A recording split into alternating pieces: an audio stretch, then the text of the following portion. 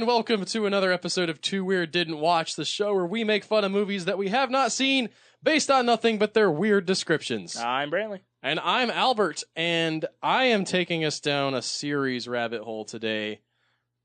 A series of movies. I want to point this out. So we had the Tom Cruise Mummy. Yes.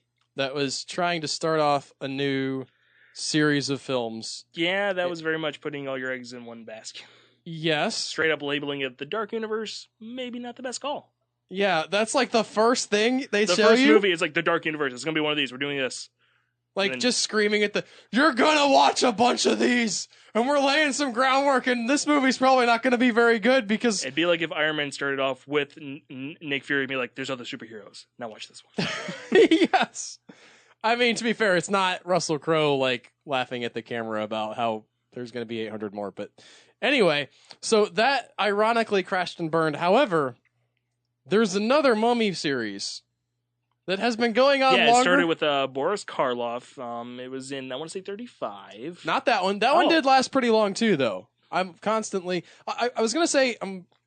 The fun is that the sequels to that one aren't actually sequels to that one. Sort of. I'm also amazed that they kind of managed to cobble together a shared universe back then before they really knew what that was. They didn't plan it out that well. It was really, we want to make Wolfman sequels, but we don't know what else to do with him other than Silver Bullets and Moon. So let's throw Frankenstein into this, and then let's throw Dracula into this. No, but then Laurel and Hardy. The series I was referring to was the Brendan Fraser Mummy. Yes. Which you may remember was spun off into another movie starring The Rock. The Rock? Starring The Rock. Dwayne the what? Rock Johnson. Johnson. Johnson. Anyway, that was called The Scorpion King, and they're still making those movies to this day, Brantley. Yes. There are 5 Scorpion King movies. And I can tell you the first one is a good movie. It is essentially Conan the Barbarian. Well, so... Not Conan O'Brien. We're going to go ahead and read the description for the first one, even though you have seen it. We need the groundwork. I have not seen it. Matthias. Well, they should have spelled it that way, Brantley. He's in ancient times. Matthias is a legendary warrior, but his people face a deadly foe in the form of Memnon and his evil army that is sweeping through the lands. Dispatched to assassinate Memnon, Matthias is forced to save a child. Also, I haven't seen it. The fact that he's forced to save this kid does not bode well for his character.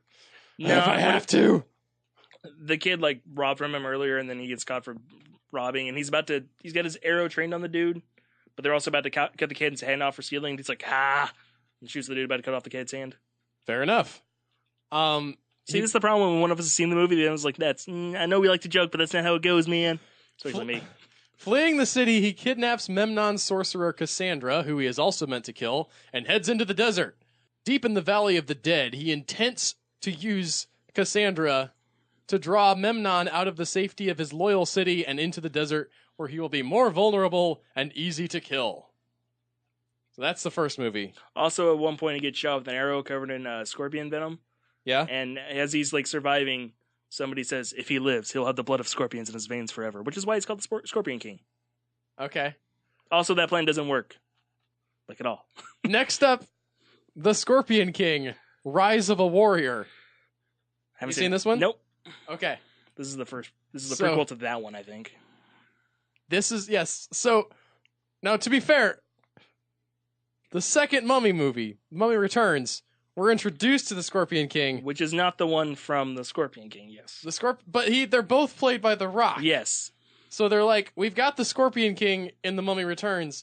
We're then going to spin off the Scorpion King into its own series, starring the same dude, but not the same character. Because the one in The Mummy Returns is basically Memnon. He's a psychotic conqueror who used an army of Anubis soldiers to conquer a good chunk of the world, and then he died somehow. So they're like, well, this dude is not really fun to cheer for, so we'll make basically Conan. Only more likable and played by The Rock. But then they backed up and did a prequel because The Rock got popular and didn't want to do direct-to-DVD movies. So we're going to talk about The Scorpion King, Rise of a Warrior. Where does all this fit in? Is this all before The Mummy happens? Is this Scorpion King before that Scorpion King? Are they even related? The one that both the ones played by The Rock are related. The one in the Return of the Mummy is his descendant. So these are all prequels to The Mummy Returns. Yes. Okay. Which is just in ancient times, not in Egypt, so they don't have to worry about filling out that timeline. It's just this stuff happened, and then at some point, some dude killed a pharaoh and then gets stuck in the ground. And then we had Brendan Fraser wake him up in the 30s. In ancient Akkad, Matthias grows up as the proud son of Asher, a captain in the world-renowned military corps of Black Scorpions. Uh-huh. Wait, so is this why we're calling it the Scorpion King? Because because they call him the Scorpion King at the end of Scorpion King, because he becomes the king of Memnon's place, but he has the blood of the scorpions in him now. Yeah. So they had the reason to call him that already. But this is a prequel to that. So he does not currently have the scorpion, and he has no like scorpion themed stuff during the movie, except for that. Like at the end, I think he might get something. Okay. The one in The Mummy Returns has like scorpion themed armor because he's the Scorpion King, but Matthias does not. So this guy's also not a king at any point. He becomes a king at the end movie. of Scorpion King. This is like a prequel to that. Right. This is a prequel, so they're calling it the Scorpion King, and they're like, well, it's his backstory. He's not a scorpion or a king, but. Anyway, here he is. In The Mummy Returns, he's both those things. So the Black Scorpions are first-rate bodyguards, most of which are sent to courts wide away. I would say far away, and I don't know that I would really use that phrasing at all, but go ahead with that, writer. By objecting to young Matthias joining the corps, Asher incurs the undying enmity of ruthless Generalissimo Sargon, gets killed, and the orphan knave is shipped off to a desolate training camp for 6 years by King Hammurabi's clemency. Also, where do his brothers come in, or were those like adopted brothers?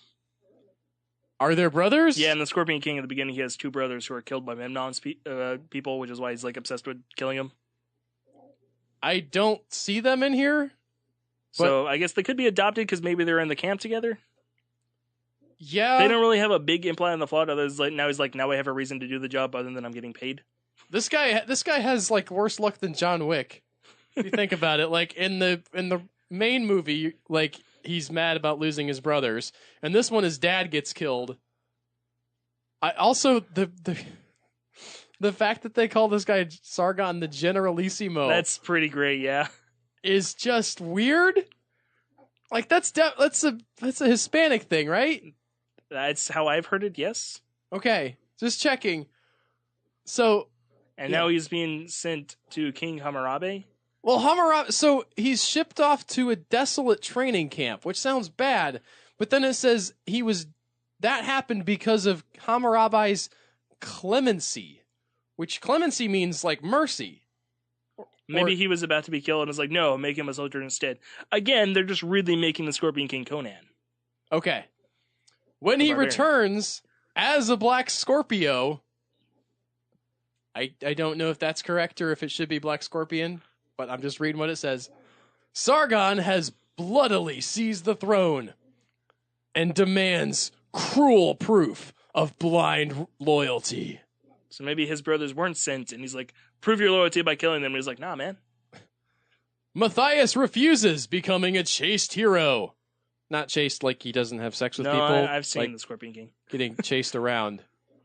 With youth friends, the resourceful Greek Pollux, and various mercenary warriors, he embarks on a daring quest to obtain a legendary sword. That he doesn't have in the Scorpion King. No. From Sargon's magical ally, the war goddess Astarte. I don't know what pantheon that's from, because again, the one in The Mummy Returns, it straight up talks to Anubis.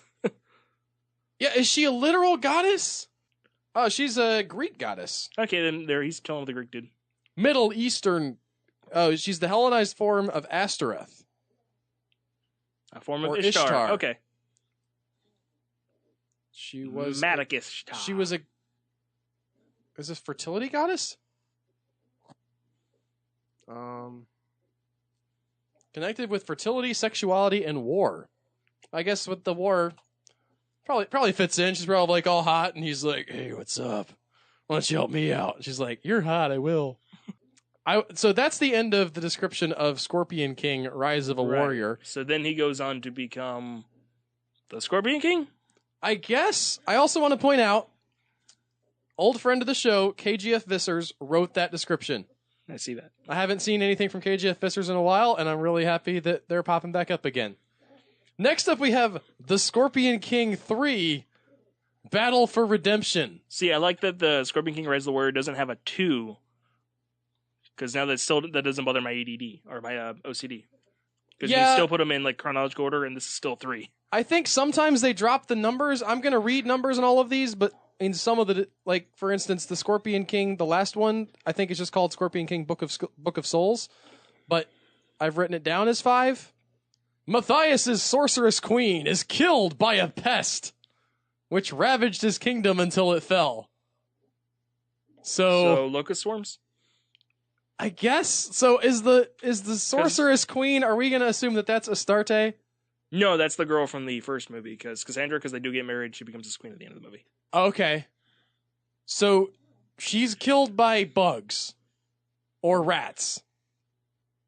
Which or like also a really, really angry elephant. Would you call an elephant a pest? If it's not destroying anything, but it's just like smashing crops, then kind of. It destroyed a sorceress queen. Okay. Yeah. I think probably not. But it's a weird word to use. Pestilence would be better, yeah. That's a good point. Pest is probably a shortened form of pestilence, isn't it? Yeah, I never thought about that. Feeling guilty and a failure, the Acadian resumed the life of mercenary. I like how he's, like, in none of these movies is he actually being a king. Yeah. The first one, he becomes the king. In the prequel, he's not the king yet. He's not even close to being the king. He's just a dude. In the third one, he's like, I'm done being the king. I'm bad at being a king, guys. I'm done. Why are you calling this guy the Scorpion King? When is he going to legislate?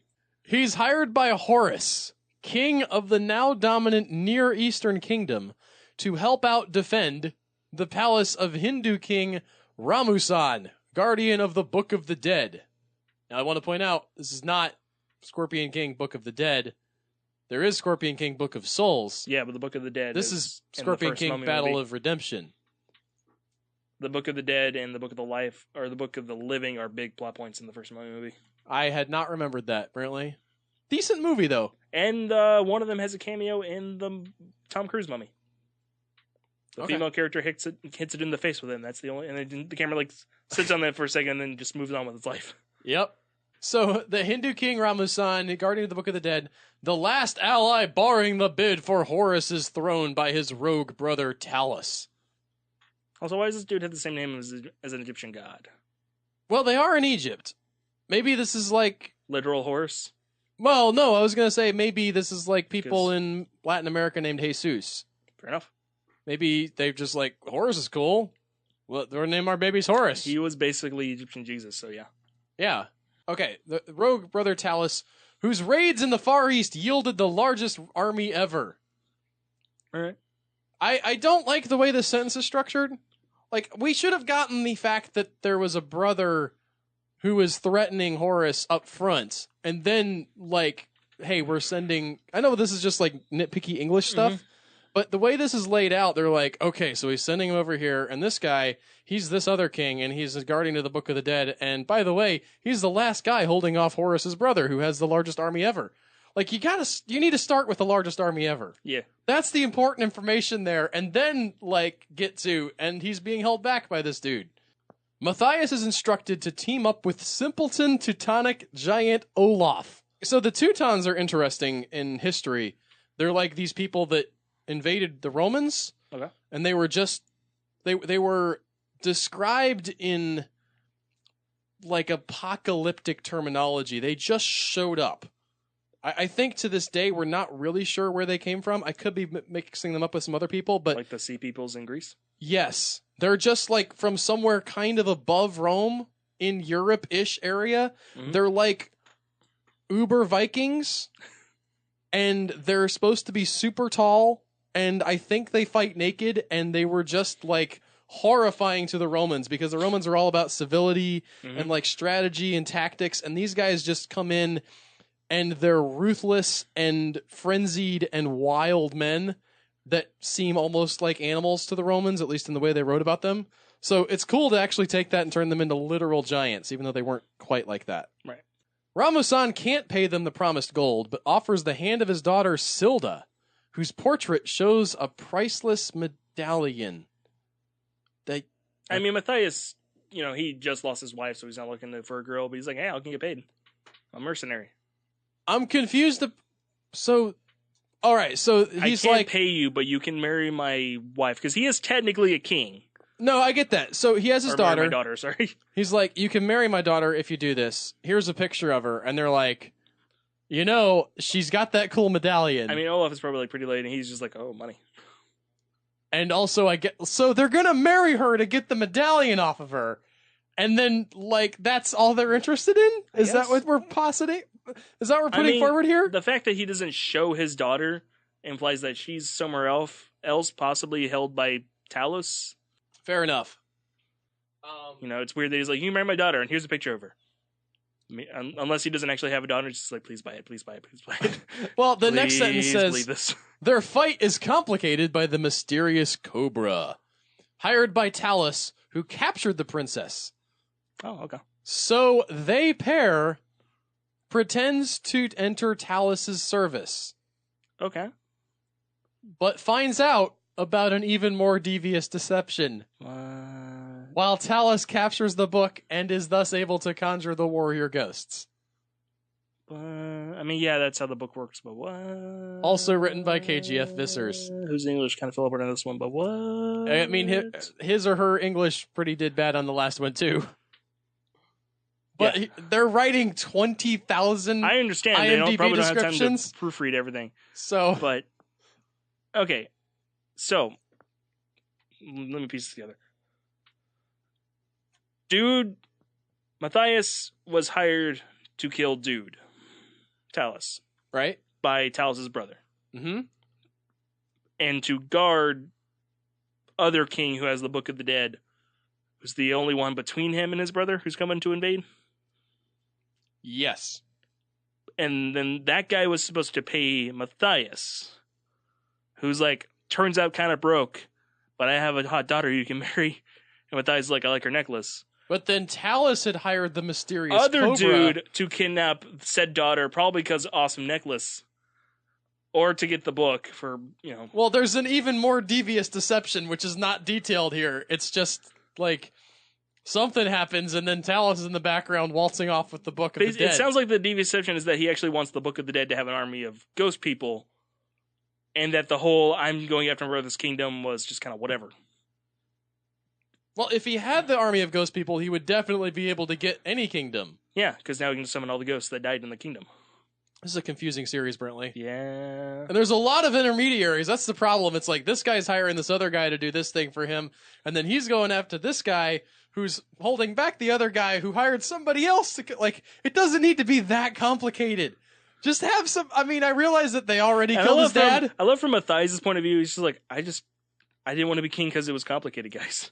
Also, I was just trying to be a mercenary. Why is all this? Don't forget, at the beginning of this movie, there's a pest. There was a pest that killed his wife. His sorceress queen. And he didn't do anything about it. I mean, she was already dead. No, but he was just like, well, I'm a bad king. I guess I'm just going to go and wander and adventure now. They left that. They killed his wife at the beginning of the movie, and that's not any kind of drive or anything for him. That just makes him quit and stop trying to be cool. Conan. Wow. Next up, we have Scorpion King 4, Quest for Power. He had it. He was a king. Yes, literally. After the first movie.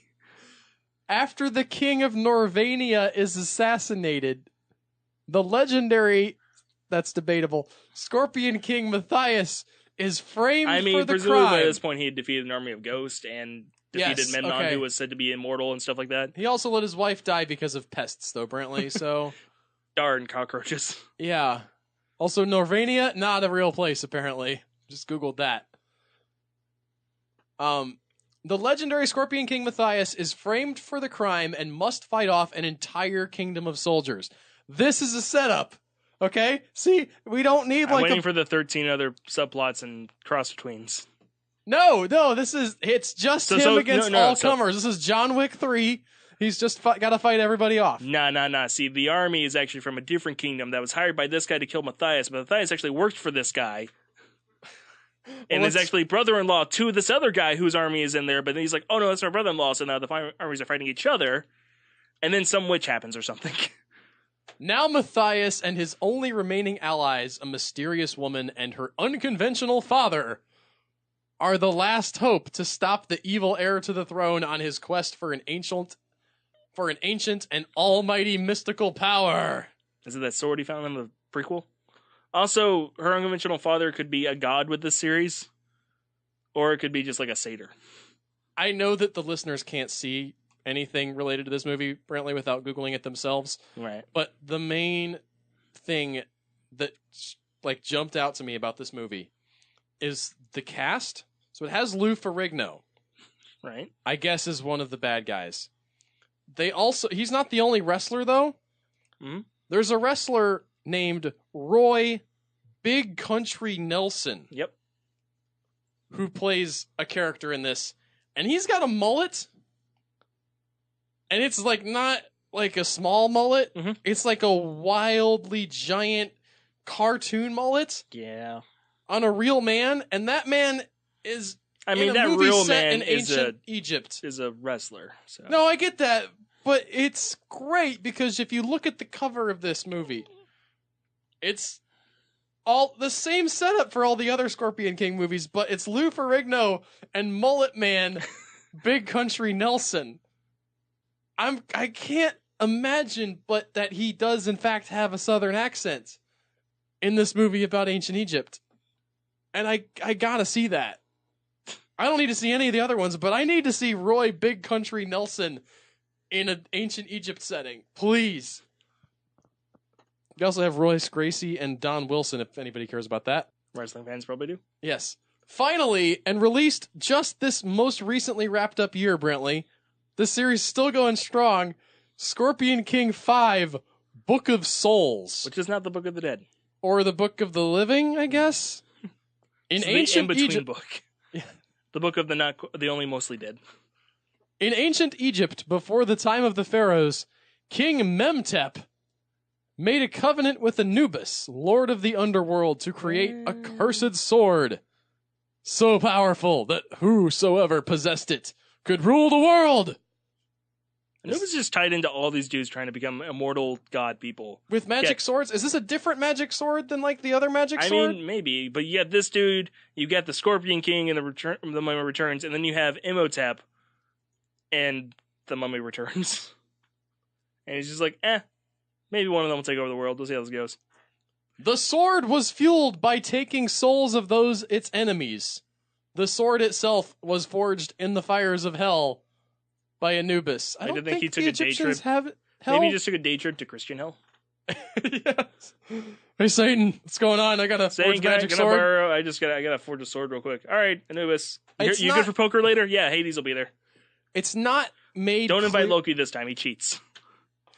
It's not made exactly clear in this description, but in some of the other things I was looking up about this, the sword gets more powerful with each person it kills. I think that's the whole fueled by taking souls of those its allies or enemies. Yes, but it was more clear in one of the other descriptions, and I thought that was a really cool premise. Every time, that's how a katana sword works. I think no, it doesn't get stronger; it just eats people's souls. Maybe it gets their knowledge. Maybe. Oh. They don't do anything with that character. I don't know why she's even in Suicide Squad. She's there to have so that Flag can have a backup that's entirely on his side. I guess instead of just we have bombs. Yeah, we can do this. And he's like, also she has a sword that can kill you and steal your soul forever. So behave. Does that happen to anybody? I feel like it does, but it's not. I mean, she kills some of those zombie people who would probably want to be dead anyways. Yeah, I don't also, know if those used to be souls. civilians, so maybe they still have souls, and she just sucked out some civilian souls. And now they're living in forever torment in her sword with her husband, and everyone else has been killed by the sword. Yeah, they're not probably all good civilians, apparently. Yeah. Someone probably illegally downloaded movies. The names of those killed by the sword were forever written in the Book of Souls. So if you erase them, are they freed? No, it's forever. What if you burn the book? Forever, Brantley. What part of forever written don't you understand? The implications of whether or not it's eternal? It's still here to this day. Oh. We gotta go have spaghetti, Brantley. Year of your Lord 2019? Yeah, 2019. Wow. It's rough. Christmas I don't know why. was a little over a week ago. It was rough getting over the new year this year for me, Brantley. I had like oh man. Gonna die one of these days. Yep. I know, but like everyone will. It made me Baby sad Malachi this will time. be dead eventually. Yeah. But I mean, hopefully he'll do something good before he leaves the world. Make a better place for people in the future for him. That's what I'd like to I'll think. be dead in 40 years. I don't agree with that. And that's all we have time for this week. Thank you guys so much for listening. If you like this episode, tell a friend about it. Listen to our other episodes if you haven't done so already. Subscribe to the podcast, and we will see you guys next week. Bye, guys. Bye.